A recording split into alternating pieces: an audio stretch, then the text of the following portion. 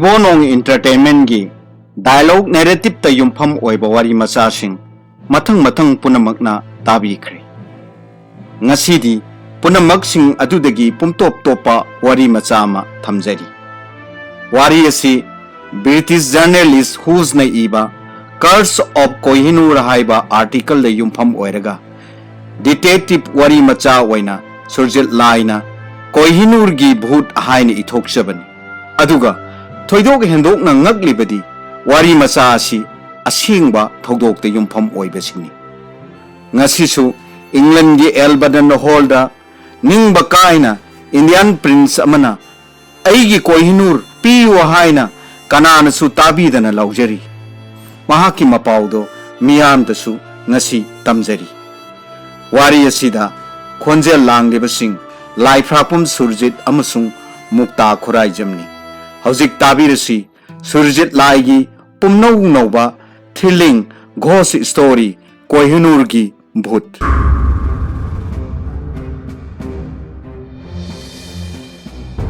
England gi Albadan Hall tourist singna yamna pamnaba aribo konungni hauzik timasi mithung sang oina phajana semjille mafam se yengmada asukki matik phajai bangalo gi akoiba amadi mamangda haikol lekol mapung phana semi madu singdunasu phajabada malemda saktak libani Eyes Wide Shut film nambagi Hollywood ki powerba film star Nicole Kidman amasung Tom Cruise numit kharani gi oina Albadan Hall da lei film dugi na pham thokpo saruktu pumloi loibada hapta ama chap chana changi suglep leptan nambanina makhoi yamna ware ataina hankhagasu makhoi anidi makha tana numit humni amaga sontha hoki tarani chanban numit tugi numidangda thabal gi manganda makhoi ani leikon na phamlaga yu thai khanghodana tungna angakuma tawo mo uki banglo gi leikha gi leimaida zon lawa phijol setpa misak ama corridor da satpa uki ahan badedi mahaksu wakhal na oiramgani khallui thoidokna wawairudi adubu amukasu angakpa moongi phijol setpa nupado thorokpa ui nakan na phamliba Nicole Kidman da tomna tammi Nicole yung ada purit zon litpa angakpa moongi phije setpa nupa ama tholagibase ubra oi tom aisu yengamlibani masibu Indian Prince Commandro kamdauna mafam sida se tumin leiko nupa sigi matau se yengsi okay tom magi mawong matausi angakpani banglo duga makhoi ya lapna ribase meter ni phum oigani nupa duna tawribo khodimak makhoina mapan ya angan mafamda leibada mayek sengno uri nupado corridor phauraga banglo manungda chamkhre yamna thuna amuksu tholai makhada karino ma yenglamdaga amuksu banglo manungda sangki asumna miduna tawge haina tawbugum hanjin tawri seleba phijoldo misam amana hekta setlo phibam tusu misam mandi zon lawa resamge phurit litli makok tusu saurapna koyet ama yetpa mali amukasu makhongdasu asangba atumba khongup uppugum tawi maithongdo kaya singdi koigumna kupsinbagum tawi makhogi filmdasu asigumbagi sasinna belaiti asigumbagi mawong asidi filmda amasung photo singta mawi Bharat ki anganba matamgi ningthau singna set chabani aduga masidana karamna khangning man makhoi ani khangam laktre asuk yamna phakraba thabal mangan sidabu kari ki kirugani adugi sumathakta makhoi ani ma kan lauriba nupa nupi ani ni asum sangchilakpana banglo yaushilakle tomna mangthai Hasipta sangkiba nupadugi matung inarakpana aso hol gi manung yauri kado pasana tung ngali angakpani hojik changkhiba nupado pumahang hangbu hol manungduda leiramdri kadaida sangkraba thong thongnau pumba loli hangliba haibabu makhoina nupa adugi matungdu inarakhibada sanglakhiba thong adudani makhoi ani amaga yengnai tomna mang thana amuk laimai mathol lomda kumthare ka mayam mathang mathang leiri mathang sum yeng nikoli do hangdok tuna leiriba thongnau amada miyeng taru sumi nupaduni yamna nakpa mafamda leirabanina pupseng seng uri mahak mamal tanglaba phijet leiting sing thol khutta khuji khongda khongji loinana akonba asangba phasana leiting laba khungup tongi khwangda setliba achonba khongau adusu top mawngni mamai dudi ude adubu lukhamda masamdi zwai lengpak ta tari makokta achouba koyet amasu yetli khadangi koisu machet oina khara dum sangna tumthai ubada pumtop topi angakpa matawni nupa asigi mawng matawse bharat ki ningthorel gi saktam dumakni makhoi ani kuning kang duna kadugi manungda sangsilli nupado makhoi ani na sanglaklibido karimata khangdaba male sobo thonau adugi makha thangba sarukki bada makhut ani do pairaga mamai do thonau dugi mapalomda thabalgi mangan yengliba male makhoi ani nupa adugi manak phanayamna sangsilakle animak chap anana sakhangdaba angakpa mawnggi nupa adubu phagi haina pulap punna songsilli adubu onthokpani nupa adudi animak pungang ngai mamitka munna yengnai miyengdo wahang ngaktani hojikta mamang waktada lepnama nupado kadaida sakra kokchawbi swai ka khibadugi makalapsingdo tak ni mathamoisingdo makhol hongna ting songkhalai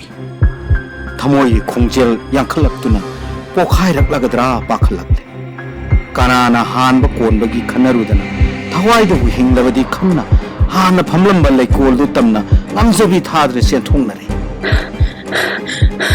hojiki matam sidabo asigumbusibo kanara stazaroi ai sini angapani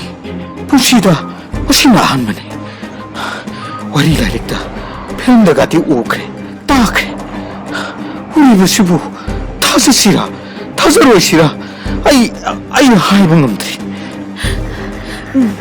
chume wafamse kanada su haidoklagumse adubu khoini hayengmak chatkrase ai tasina kize mane khoinina ujarabasu thenazarabasu wafamse lirubada kanana su thajararo akhoi anibo angawbani haina ipum khudimagna haikragani aduti akhoi anine ahingse lekol sida thabal mangana sida sum nongan mangaina leirasiko masibu oithopa yabra makhoigi punsida bhut pret ke wari thogdo watho kaya takri adubu ngasi makhoina phibam sida masamakta thoklaragani haibadudi nomatasu khalluti masa phathajabada minute kharati chang anido thokibo warido kanada su lithoknaragumsi haina lemnari lithoklubagi kanabasu karino saukhalaba matam asida asigumba bhut pret ke wari subu lirubada kanana thajagani ahingduma karinungi sonthajaubano khanna nongan bangaina leikol aduda makhoi ani wana lenki nong hek nganbaga masa gi mapot masay yomsillaga maramda hanki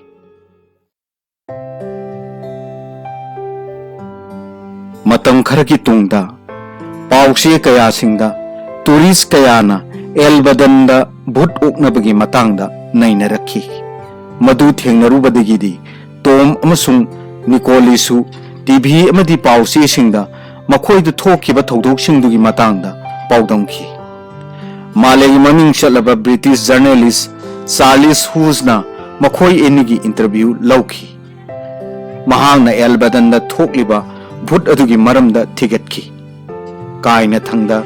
थोकलिबा तमनरिबा भूतसी कनानो हाइबदो मालेमसिगी मियोइबा कांगलुपता ताखी वारियसे महारानी विक्टोरियाना हक मांगन बिखरबा OP नहीं बिखरबा भारत की निंगथौमचा अमखकी वारी महानंगा शिशु मंगोंदा महारानी ना मत बिखरबा माले मसिदा मपा लैत्रबा हिरा को हिनूरबु पियु हाइन लाउरी अईगी को हिनूर पियो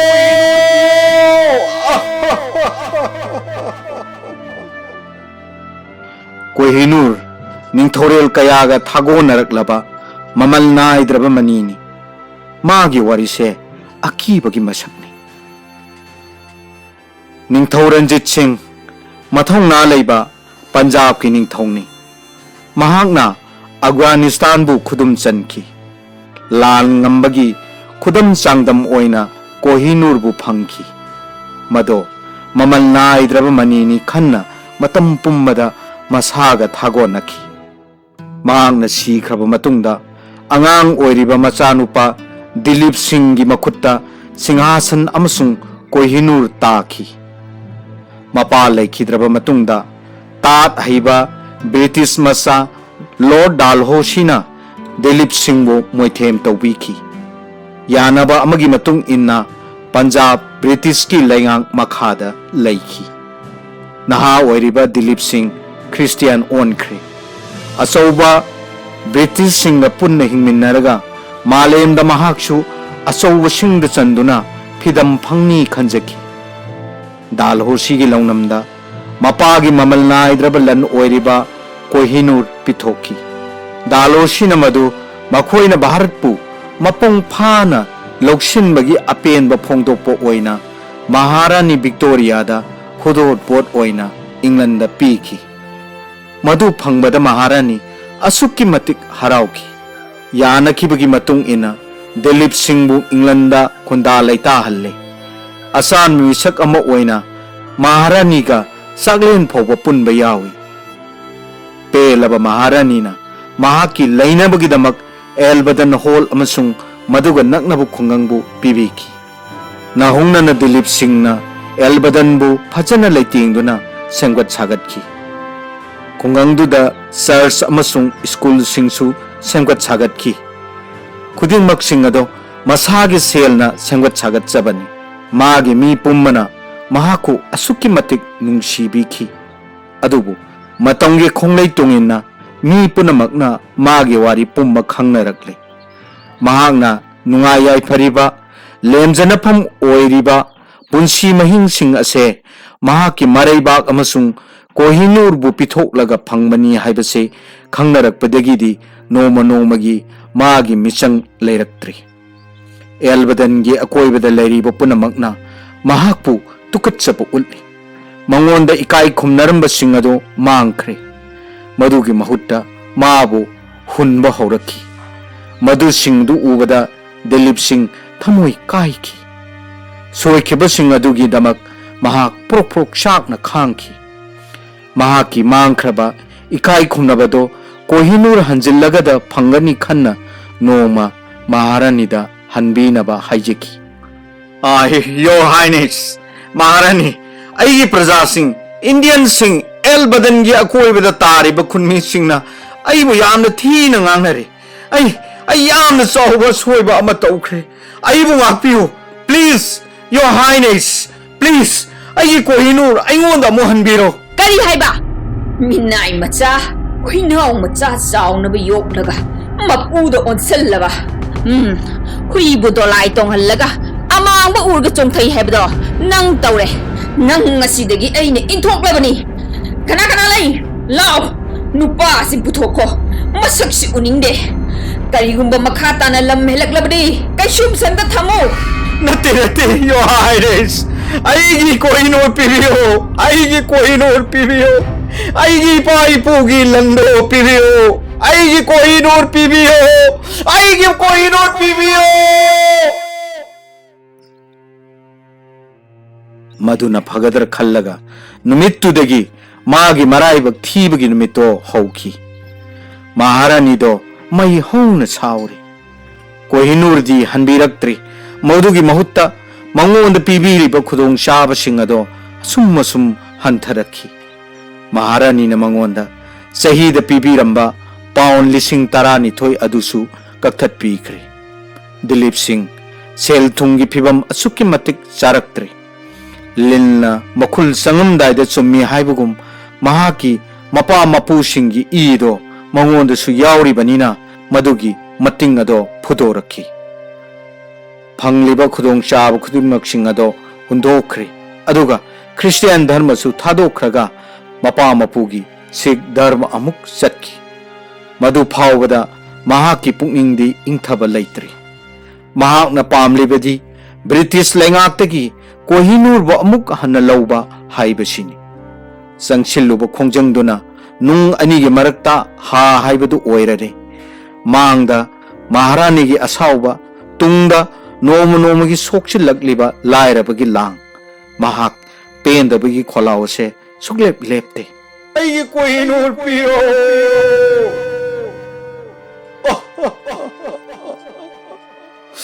अइगी कोहिनूर पियो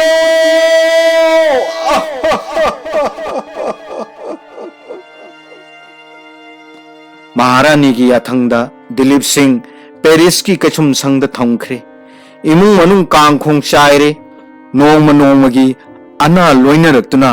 मसागी सही यांखई सुरक्पदा असीबगी खयात ताकी मधु फाउबदा ब्रिटिश लैंगाकना पेनखिदी पेरिस की कचुम संगदगी दिलीप की असीब हक्चांग अदु पुरक्लगा एल्बदन हॉल मनुंग मक्तदा फोंखी मधुसु मतम खरदंग क्रिश्चियन धर्म चलमी हाइदुना क्रिश्चियन की मिंग द फुमलिबनी कया तो ओटपी खरबनो महाक सिख ओइना पोगलखीबनी सिख ओइना सिजखी इमुंग मनुंगी मसा सिंग द फौबा हक्चांग दो सिनबीखीदी कया तो तमथी खरबनो ngasisu mahakna sikhiba sahi sama helaba phawbada tuhat pi khraba naihat pi khraba thawaiduna lairam lemda tinba sungamda aigi kohinu piu haina lanimdraba thawaiduna teng thana oiri aigi kohinu piu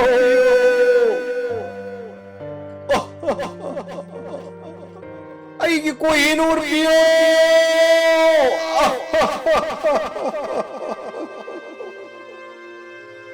महाकी मिकप मिराखोल तारिबा अमसुंग उरिबसे कोहिनूर पियु हाइरिबनी लेवा तिनवा हाइरबा कयाना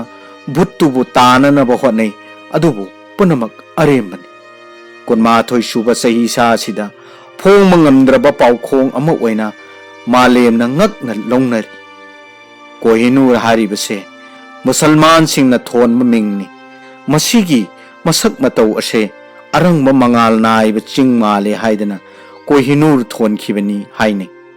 कोहिनूर की वारीसी थमोय काइनिंगाई ओइबा लौतुनब कयागी सारमचत की वारी ngaktani पुवारी नैनबसिंगना मसी सही लिसिंग मंगागी ममांगदा कर्नाटका की कृष्ण तुरेन तोरबांदा लैबा कोलर सना सुंगफमदा थेंगनखिबनी थाजने हानदि मसी समांतिक मनी हायरगसु खंगनरमी अरीबा लारिकता मसाली पतनम मयागी सुरुंग अमदगी थेंगनरखिबगी वारीसु पल्ली पौराणिक की वारीदा भगवान कृष्णना पायरंबदगी मखाताना भारत की हिंदू निंगथौसिंगना मथंग मथंग मपु ओइखिबगी मतांगदसु नैनरी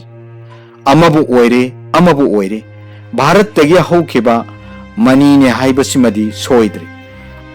अदुबो ख्वाइदिगी लाइबक थीबदी कोहिनूर की वारीदा मी अमतना सही तारा मंगा फाउबदगी हेना मपु ओइखिद्री करीनो अमा नत्रगा अमा तौरगा निंथौदो नत्रगा लेबाकतो लेखा अदुम ताकी अदुना मसीगी मपुंसीगी वारी परिंग असे यामना सांख्रे भारत तगी हिंदू निंथौसिंग कयागी मथंगदा लमलानबा मुसलमान निंथौ कयागी मखुत्ता तारुरे कोन थंगदा लिसिंग अमा चनिपांग कुंथ्रागा मापनदा खक भारत की पंजाब निंथौ रंजित सिंह की खुत्ता तारखिबनी मथंगदा मधु मचानिपा दिलीप सिंह लॉर्ड डालोसिना मोइथेम तौरगा लौबीकी अदुगा महारानी विक्टोरिया दा खुसिनकी मालेम पुम्मन मसी साप लई लौने मदुना यामना चाउबा मांग ताकपा नंगनी थाजने अदुबो ब्रिटिश सिंगनदी मदु यादे थाजदे अदुम ओइनमक ममैददी थाजदब ngamnarakhidi इंग्लिश सिंग अमग चनिपान यांखैगा तरेता भारतता ब्रिटिश सिंगी मथक्ता सिपाही लालहौ थोकी मसिदगी हेना थाजनखिब थौदोक अमसु लई नोमा महारानीबु इकाई खुमनाबु ओकपगी पेरेट थौरम अम सिल्ली महारानी मसाना पेरेटु येंखी अमसुंग ओकी खंगोगदना तारासुबा कैवलरी के लेफ्टिनेंट पेटना अचौब अरुम चई अमना महारानी द थाकी महारानी थीन सोखी कोहिनूर की साहबनी खन्नकी मसीदसु नतना अनीसुब लांजाउदा ब्रिटिश यामना साथीना मांग ताकप थोकी अमसुंग आवा अना नंखी मसीसु कोहिनूर की साहबनी थाजने असिगुम्बा अमांग अतासिंग सिदगी कोहिनूरबु आम्स्टरडाम की इंजीनियर अमद सिनरगा कैरेट मरीफु थोकना थुगाई हनकी मदुदगिदी हानिगे मसक्तो पुहोंग होंख्री मधु सिंह अदो महारानी की लुहुप्ता लैतेंग ओइना हावकी दालोसी की पुंसीदा मधु असुक्की मतिक निंगमदबा अमा ओइकी ngasidi luhuptu ningthina लंदन की टावर थमलगा मियाम की येंगना फम ओइरी कोहिनूर की साहबसे नुपादा फंगिसु लौने थाजनबा अमा ओइना लंदन की टावर मायोन खुदिमक्ता क्वा की मसा कक्लगा थमनरी मसे कोहिनूर की साहब मखोइदा चंगदनबनी इंग्लैंड की अवाब ताबा तादबा हाइबदुदी मतमना पुरकनी खंगलकनी अदुबु एल्बर्टन हॉल दा तमनरीबा निंगथौ दिलीप सिंह की भूतना पेंदना लाउ खोंगलिबा मिकअप मिराउ खोंदी कनाना ताबीगनी ये कोहिनूर पियो